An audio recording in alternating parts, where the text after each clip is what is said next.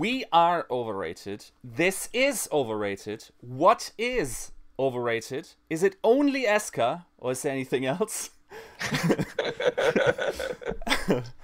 First episode, got that out of the way.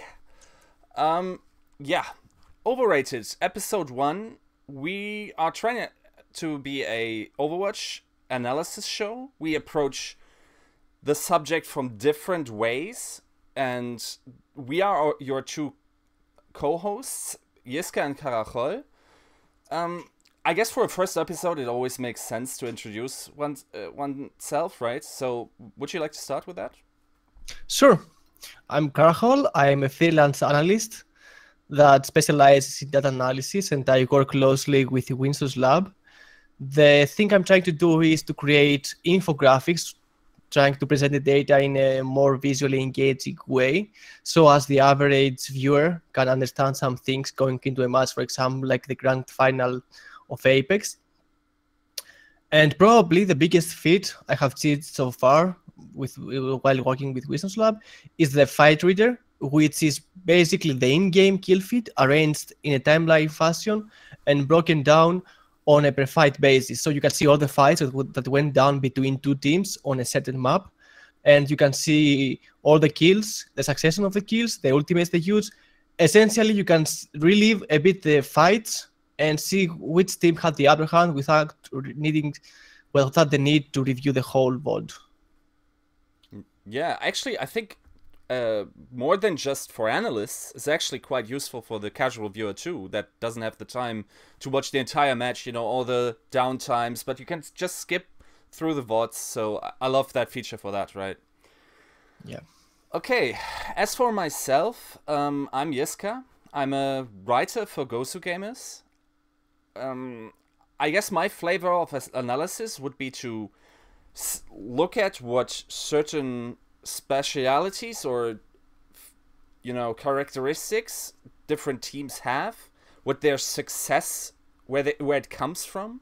And for instance, I did this with Immortals recently, where I wrote up an explanation, or it's sort of like a look behind the veil to see what Immortals is all about. I also run the Essence of Heroes interview series. It's released this week. I think it was the 4th part. Basically, the concept of the series is to talk about different heroes and then very specialized or very great players. Currently only from the West, because it's very hard to establish, you know, connections to Koreans. Yeah.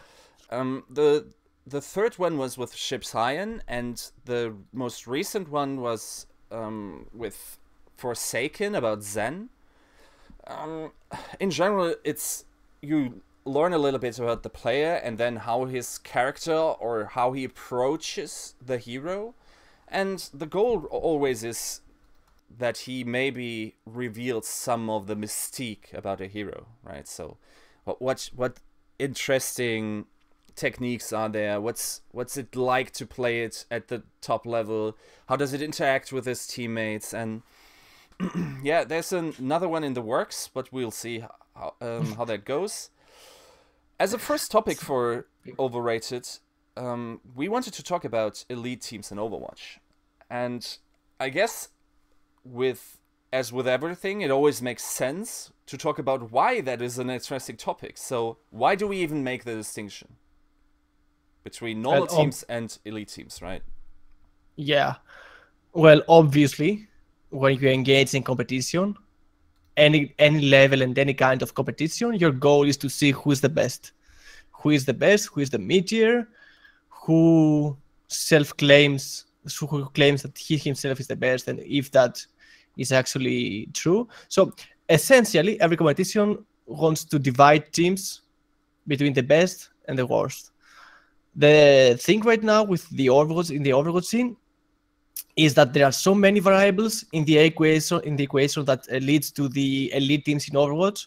For example, if we talk about Apex Season 2, which is an invitational tournament, how does it measure up to the other more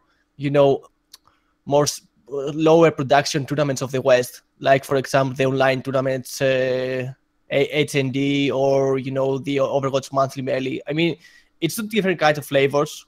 in the Overwatch. In the one has a league system, the other are more, tournaments.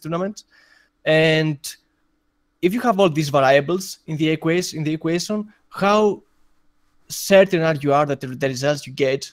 I mean, how do you evaluate all this info, and then how do you evaluate the result of this equation? How much do you get to know truly which are the elite teams in Overwatch right now? Yeah, because the skill comparisons are often very biased, and I think the general consensus would be among the most analysts, I think, would say that Korea currently is the strongest region. But I guess we both take issue with that analysis in the sense that where did we have the skill comparisons so far? And the only events where Western teams match Korean teams is either in online events that really don't mean that much, right? There's a ping issue constantly going on. Then there's obviously Apex, but Apex is, it really, the outside factors for the Western teams are always like, okay, hotel life in a different country, different food, possibly jet lagged at the start, right? So all the tension being held up. You don't have any privacy up to a point. Yeah. Apart from when you sleep, probably, and not even that. I mean, right now we've seen a sneak peek from Harry Hooks and Mickey's stay in a hotel again. So it's really hard, to unload all the tension you have built, and sometimes this tension creates rifts within team that otherwise wouldn't be there. Definitely. And then there's also, I guess the closest tournament we had was I am Gyeonggi. The problem was that not all of the best teams from the West were there, right? It was a fairly small tournament. But even then, it's I am Gyeonggi, right? It's again not a level playing field for the Western teams. So here's my thought experiment for you. Okay. Next week, IM gets his stuff together. For some reason, we haven't found out that ESL has been planning this, even though there's always some snake that slithers and tells us about the info, right? So it's practically impossible. Don't get your hopes up, guys. I don't have any Korean fangirls.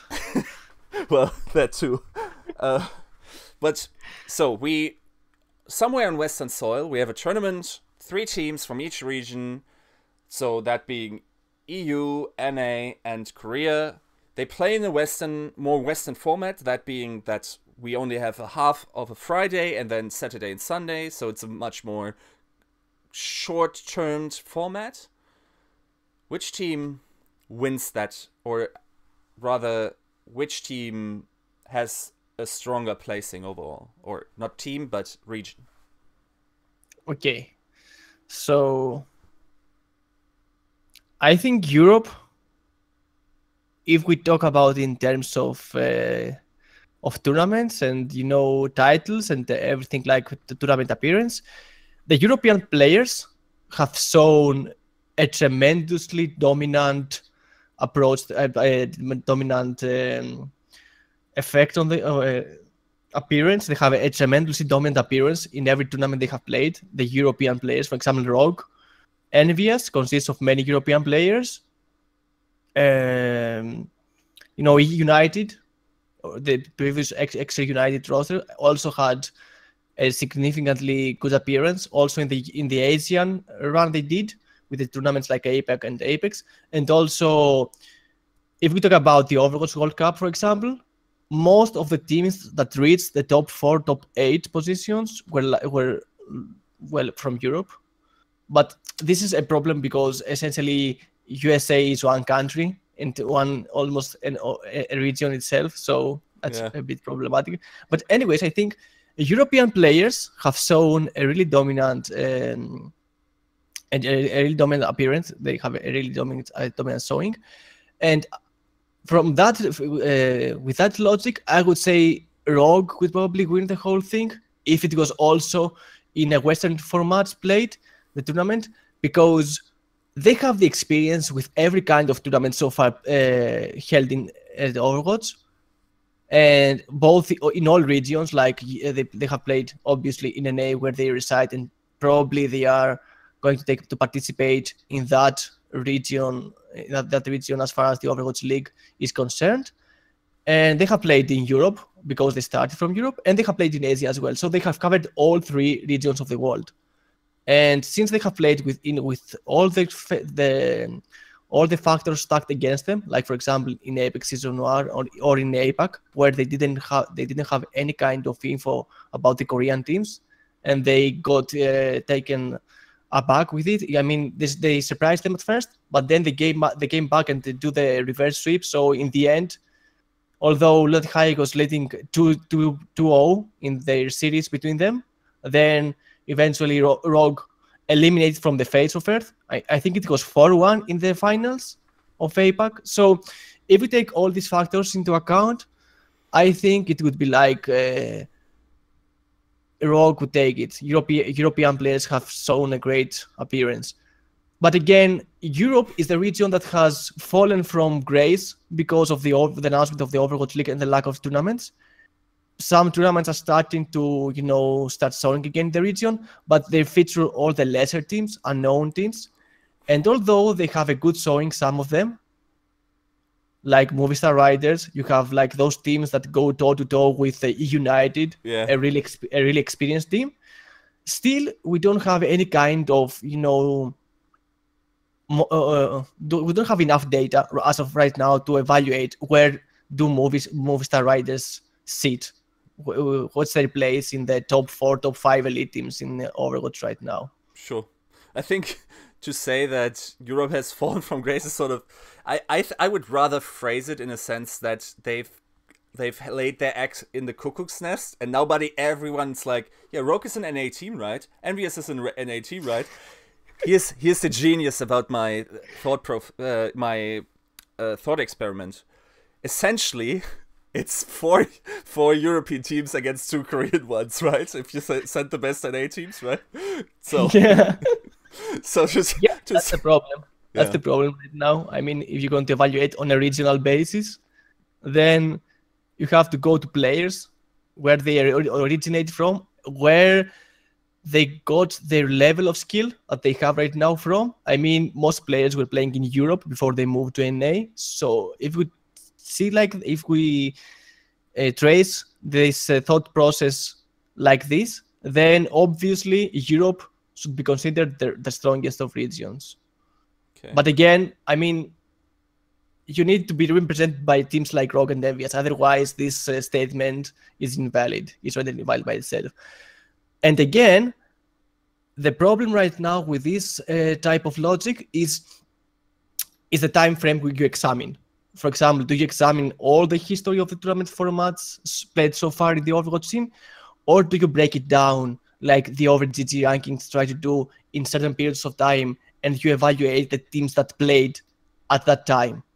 Because if a team doesn't participate, they're not obliged to. There's no league, for example, that they have a grounded spot and they need to show, for example, for a certain amount of matches. So for some teams, for a certain period of time, you have no data available. They haven't played in any tournaments. And how do you compare that when you are talking about elite teams to other teams that have participated in tournament? And obviously, how do you compare the league format of Apex to the online tournaments of the West? So when Sideshow and his company in OverGG tried to do the OverGG rankings, which are global rankings, and this is a special case of rankings because they don't go and say, okay, we're going to do rankings, but we're going to do also regional rankings. These are like the best teams in the world right now. Okay, so they said we ignore all past results till MLG Vegas and IM Gyeonggi. They set these 2 tournaments as a milestone in their rankings, and we evaluate all the teams that have participated in matches from that point onwards on 2 factors: tournament showings and results, like for example their places in the final position in the tournament, and also the wins on maps, the wins and losses on maps. So they break down, for example, Lunatic-Hai performance in their wins or their places in the certain tournament, and their overall record, which is how many matches they have won and how many maps they have won and obviously lost. Yeah, and if we make a comparison between the April's rankings and the March rankings, then we see, for example, Lunatic-Hai is staying at the top, while Rogue is far below. I mean, I think in March Rogue was like 10th, and now in April they're like 7th in these rankings. Sixth.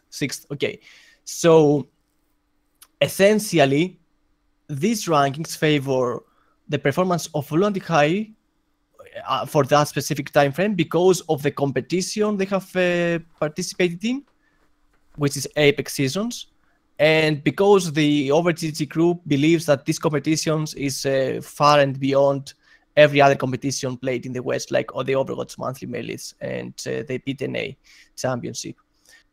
On the other hand, we have another kind of global rankings, totally different, where they don't get into account, they don't take into account any of these, personal aspects of these team-based factors. Okay, like for example, their wins and such. Not the wins, like the competition level they participate in. The Ghost Gamer rankings, they just draw the conclusions from checking the raw data. How many maps they won, the team has won, how many losses they have, how many matches they have won, how many games they have played, and so on. Which in this case, you get a team at the top because of how many games they have played, and because of the Western formats that favor like many games in the same, much more games in the same amount as the Apex season. As an Apex season, for example, Apex season goes for 2.5 months, I think, and a team can play till they reach the grand finals, like 7 games. In Apex season 2, Lunatic-Hai played 7 games in total, whereas in the same amount of time, Rogue had played like 35 matches, which is insane. I mean, the comparison is insane. But again, this is what they have chosen to do as a comparison.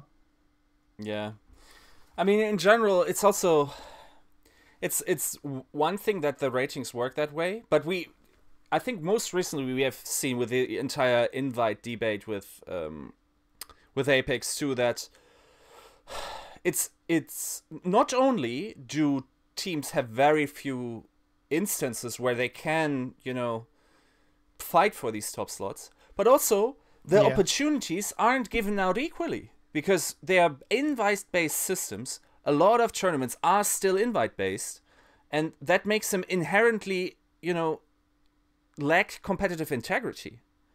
We don't know. We don't know if we had a completely open qualifier, how the certain Western teams would match up, right? And if we don't know if we are actually sending the best Western teams. We obviously because it's invitational. Exactly, yeah, and we perceive them as such, and obviously the voices were very loud when there were teams that were, I guess, rather undeserving of it. But at the same time, there's no other objective data to go by that these invites were given out. In Rogue's case, there were, because they fought in many of the tournaments. But for instance, Envious, right? They came back from Korea. They played one event in NA.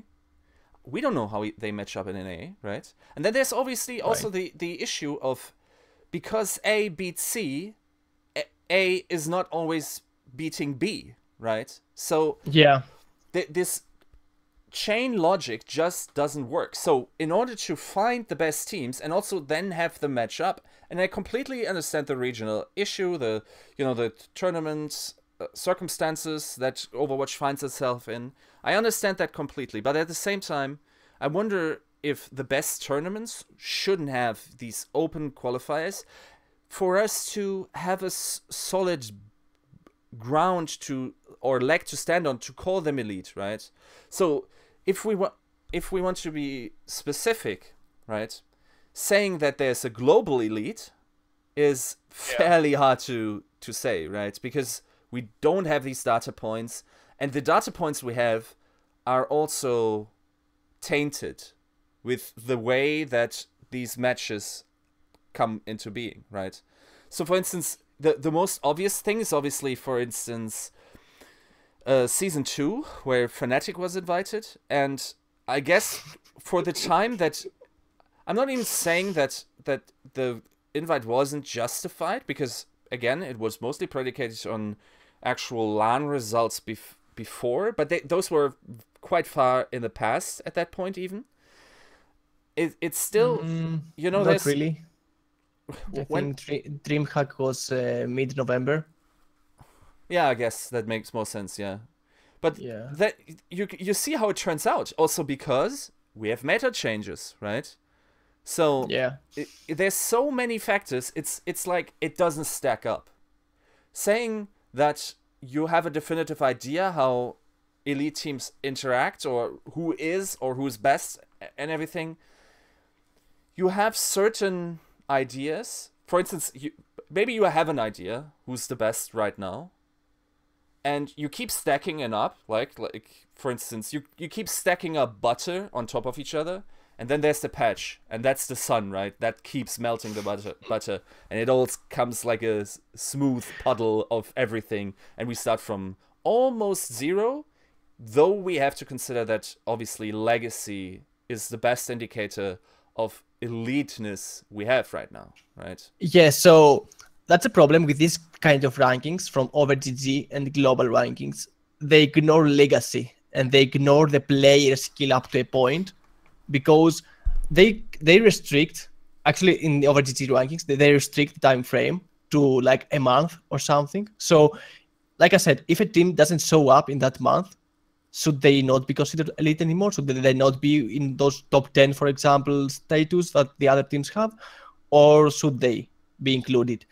And again, if you go for the other way, like ignore all raw data, if one team shows up a lot more than the other, even the same time frame, for example, Rogue playing 35 matches over Lunatic-Hai playing only 7 matches, do they get more out of it?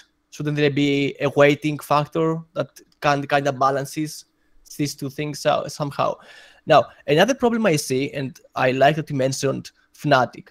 So Fnatic come back from Apex Season 2, and they consider themselves above the mid-tier teams as they defined it, for example, of NA.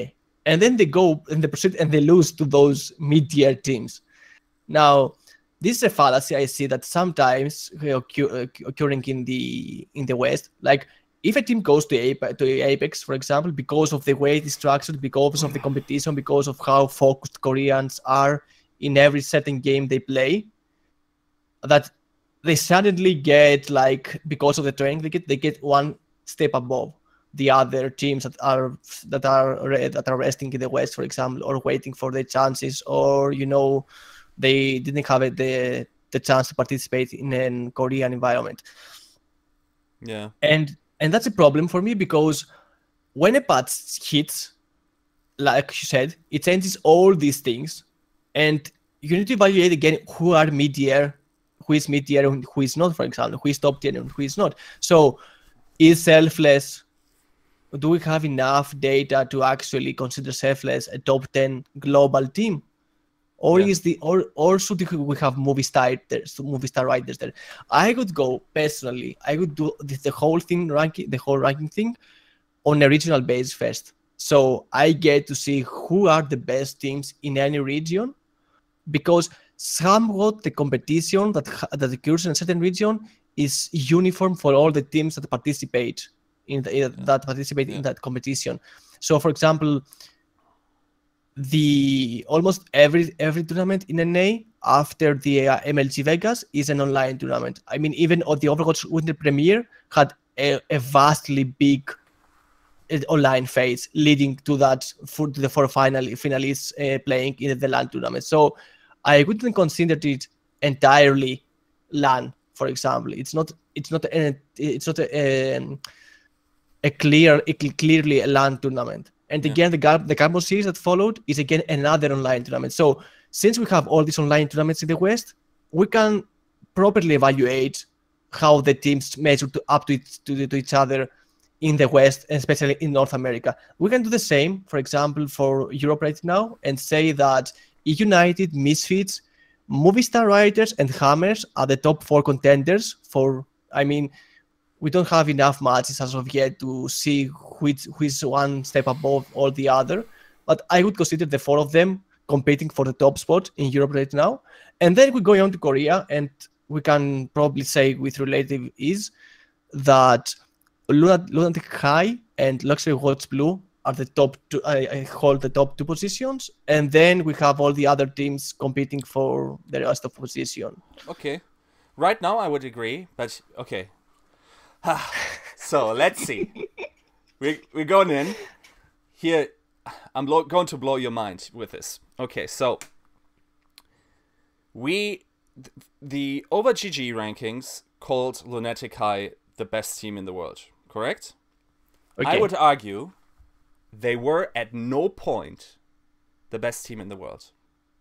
How do I come to this? If we look at their run to the finals, it was far less impressive than Runaways, right? It was not decisive at all. They lost way more maps and series than Runaway. Obviously, we have very few data points. And let's not forget, if we want objective measurements, Runaway would have won the best of 5 in the final, wouldn't they? It was 3-1, right? So if that is our measurement of Overwatch, at no point was Lunatic-Hai the better team, right? Yeah, but they eventually won the whole thing, so that beats everything. By the smallest of margins, right? So, yeah. Here's my point. I think if you really objectively had a way to sort of have, maybe scientifically, but also have like a power level counter, right? To see like in Dragon Ball, like in Dragon Ball, exactly. Who's over 9,000? I think obviously it would fluctuate constantly, but Runaway's peak was higher, and overall, on average in Apex Season 2, I think Runaway's average was higher than Lunatic-Hai's, and by which margins they won and in what circumstances. Let's not forget also that Kaiser, the day before the finals decided that eating 700 grams of grapes was a great idea and spent the entire evening on the toilet, right? Oh my. But so counter question. Yeah. Okay. Would you consider then Runaway an elite team because of their good run in Apex Season 2? Well, that's a good question. Then I would have to examine in myself how much I value the legacy. I would say yes, they are an elite team. I think that they are certainly on the lower end. I also do think that their current results aren't indicative of their real level simply because of the circumstances they've recently faced, right? Kaiser sitting in the audience, several members being sick. You sort of have to take this into account. Needless to say that this was one data point again, right? So we don't know what's happening next week. So constantly, and I guess this is the best message we can give here, there's like, look at how often we have to say, but we also have to consider, or this factor plays into part, small sample size, right? This is the best expression to show that, these giving out these statuses on a global scale is really, really on dodgy ground, right? Yeah, but do you know who is over 9,000? Who is? Ryu Honk. He's essentially a beast right now. I mean, if we had that Dragon Ball encounter between two people, not me out. You'd be like, oh my god. Let's go. I don't ask this guy. Anyways, so I believe that a better approach, if you're going to know also if you want these rankings to actually lead up to something concrete, like who is more likely to win the next match or the next tournament or whatever, because when you engage in the elite teams discussion, that's what you're going for. Like, who is more likely to win the next tournament? That's what the thought experiment was about. Sure. Who is likely to win the tournament between all the regions if it goes to be, for example, Obviously, also for Americans, who do I want to be fan of? You know, like unless it's the first, yeah, nah, not really. Or I guess, does he stream well? That also works in America, but yeah. Yeah, but anyways, so you have this kind of logic behind it that you want the elite team's argument to be about, predicting the next match, the next tournament's winner. So if you're going to go that way, you have to consider the core of the skill level of the players. Okay, so for me, for example, I value Rogue really high because they have another over 9,000 guy, Anko. Anko on support is like crazy good. Probably the match between him and Ryuzuhon will be like, who will draw first? It will be like, who is the quickest draw? Yeah. Like, yeah. And also Rogue has this kind of maneuverability inside their team. They can change a lot of stuff. Versatility-wise, they can play a lot of comms. And although they're known for the triple DPS, if we look back in the past, Wins was playing, for example, Zarya. Wins is a flex that is on support right now because probably that's the only role he can play in order to to help the team secure more wins. So no pun intended. This team has a lot more depth to it, I believe, if we go the legacy way, the core player with the skill player cap. And the same can be said for Lunatic-Hai, but Lunatic-Hai has shown great performances in dive metas. I mean, were they so good in IM Gyeonggi when it was at a quad tank meta? Nah. I don't think so. And the thing is that even in Epic Season 2, they weren't really, it wasn't the defining factor, but they were helped a lot by that change in semifinals about, the bad change, where the Winston got fixed, but essentially it was a buff for him. So Miro having this opportunity to play his best hero in game actually affected the outcome. So we don't really know how the tournament would play out if the paths remain the same during the entirety of it. And for me personally, I saw no reason for it to actually need to change to the new patch. Probably that was an Blizzard thing. But anyway, since they had the tournament realm, they could stay in it, and this would give us a better understanding of the elite teams, especially in Korea right now. Because if you have like two teams competing in a certain meta about the top spot, and then suddenly you make a change because these teams are really close with each other, it's like one team is a little bit ahead of the other, and you give the edge to one team. Yeah, you're essentially deciding who is the best team by not having these two teams actually decided. Okay. So, yeah. All this is to say that this makes the legacy argument stronger, right? So, yeah. Okay.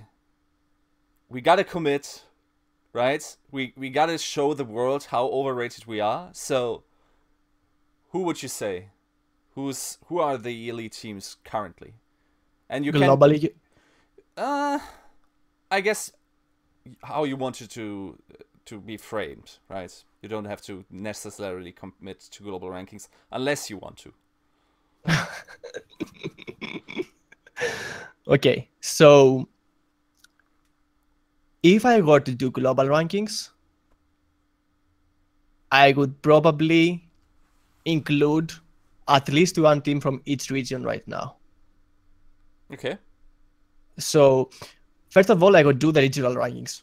Obviously, I need to know who are the best teams in each region. Yes. And then, because we lack the information and we don't have any kind of truly international tournaments where No one is playing with favored conditions of, location-wise, culture-wise. I mean, all of people, let's say, all the Korean teams and the Korean teams and the North American teams need to move to Europe for that tournament. And this tournament is held, for example, in Greece or some place that, even the European Obviously tournaments Greece. have to to relocate. So, anyways, let's say that we don't have this kind of information right now. So for top five rankings, I would go for the two best teams in NA right now, which are Envious and Rogue for me. And then for the third place is between LG, Evil, and Selfless. It's Cloud9 also in there. I mean, these Immortals, three right? teams. Yes, Immortals. Yeah, third and fourth place, we have lots of contenders that they lose matches. Sure. But if we see between each other, but if we see the Legacy, for example, for Immortals, they have gone 2 big events in the West, so probably they have the better possibilities to get the third place. Anyway, so I would get those two teams from NA because Rogue and Envious are really strong teams. I would get Luxury Coach and Lunatic-Hai in, and the top spot for Europe right now is in the air. It could be anyone. Based on the recent results, Movistar Riders have a slight edge, but if we go the legacy way, I would give it to United because they have the players with experience. They have played in LAN tournaments, they have played in different locations, they have played in different formats, so they have that experience that can be translated into in-game performance. And therefore, although the results favor Movistar Riders or Hammer Esports, for example, and not Misfits or United, I would go for United. And because United has shown a stronger presence than Misfits right now, although Misfits again have that legacy behind them, they have 4 players with 2 tournament win seeds: Rogue's ex-Rogue, Reinforce, and Tvig, and Misfits, Nevix, and Zebosai. So I would go like global rankings right now, but the order is in the air.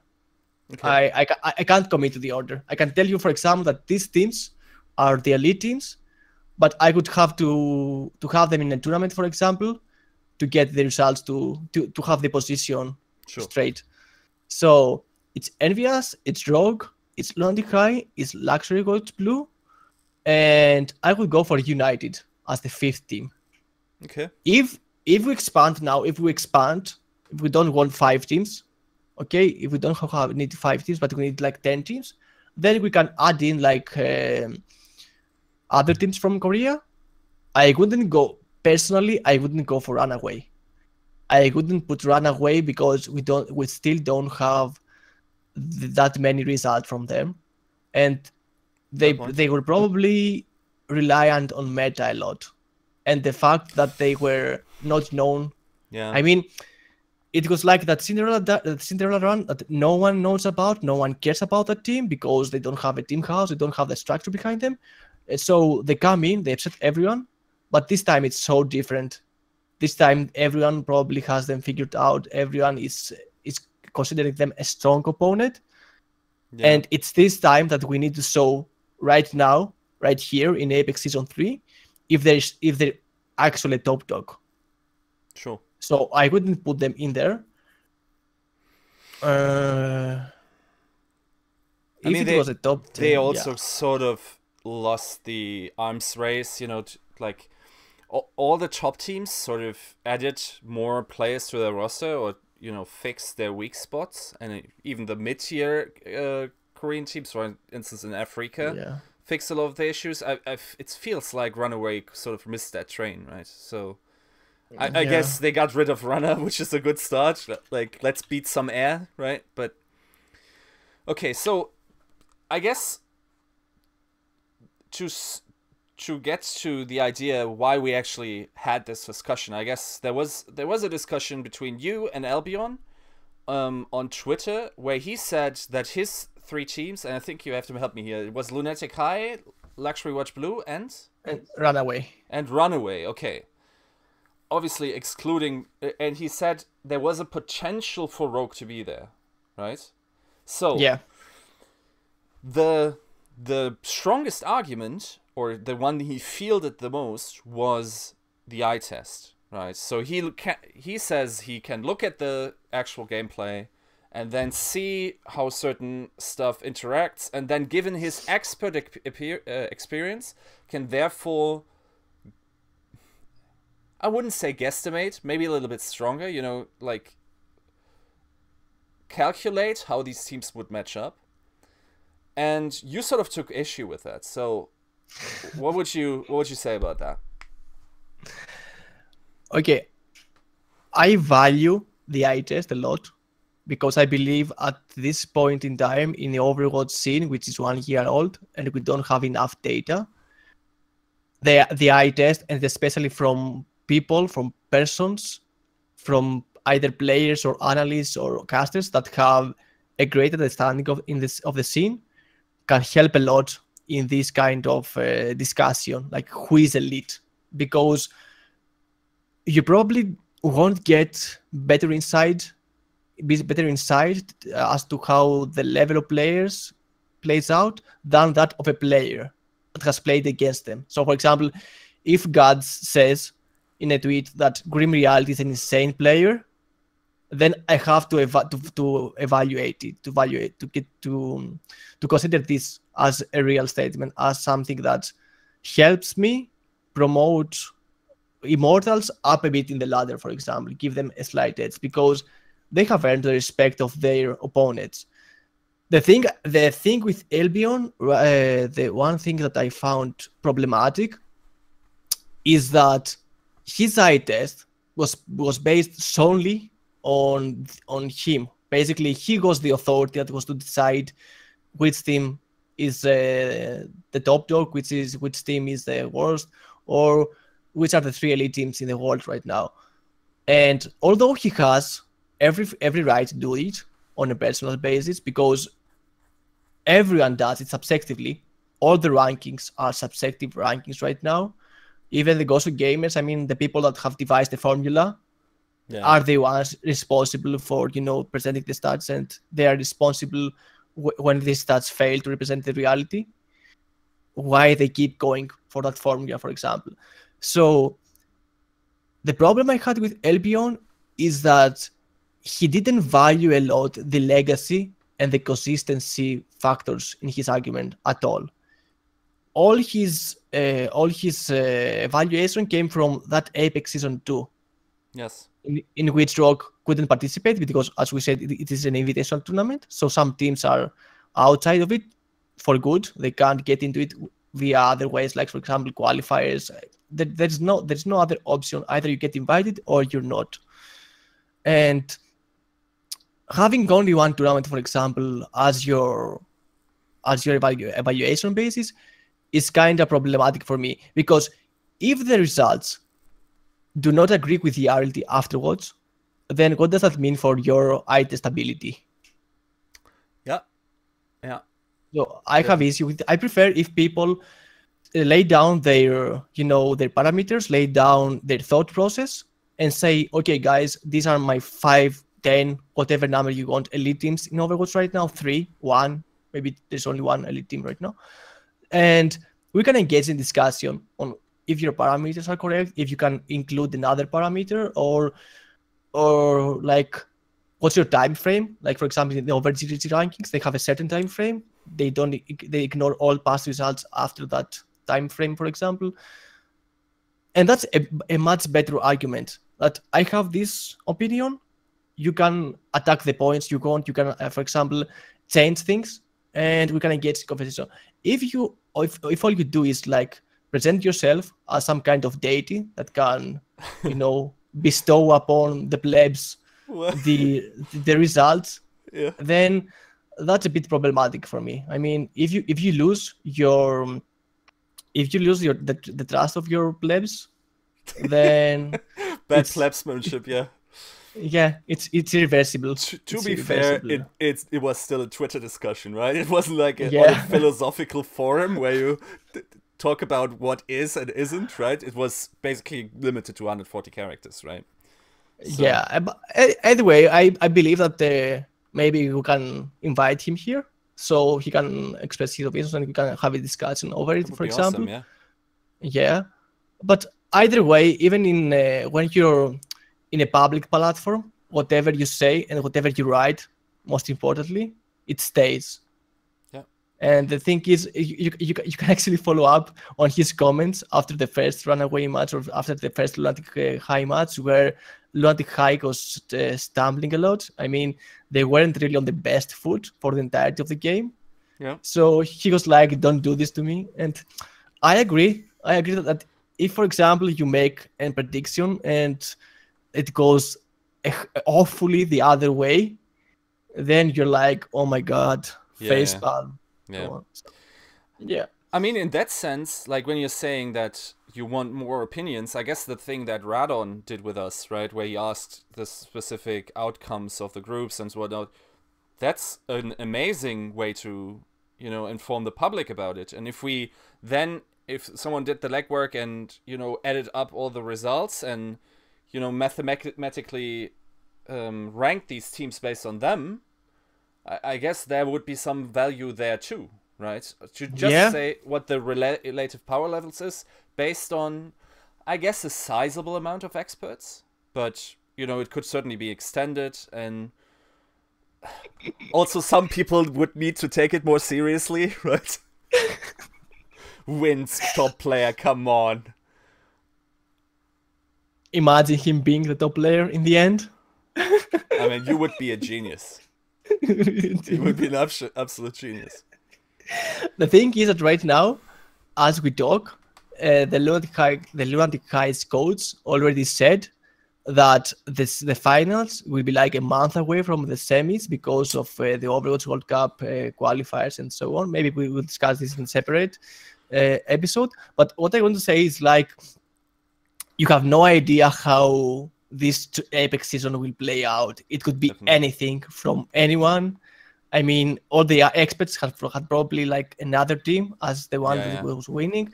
I think there was some more favoring Luxury Gods Blue. I think there were like 2 or 3 of them favoring Luxury Gods Blue because of the meta that we play. Anyways, it will be insane. It will be insanely entertaining to see how this one season will play out. Definitely. Everything is in the air, and the new rules that the OGN introduced, the player swap, the fact that there is no limitation on the map pool right now, everything is there. I mean, yeah, that's why I also wouldn't feel too bad for the analysts if they got something terribly wrong, because it, like, at least in my experience or the way I did these rankings it was very hard to say how the new, how they newly would match up, because so many DPS players would match up. We also didn't know how teams would utilize the swap-ins, right? Yiska is still playing for Lunatic-Hai for some reason, right? So, come on, dude, right? Obviously, I also don't know how the Korean e-girls currently want, the Overwatch scene to pan out, so that's obviously also a very big factor in the Overwatch scene. It's true.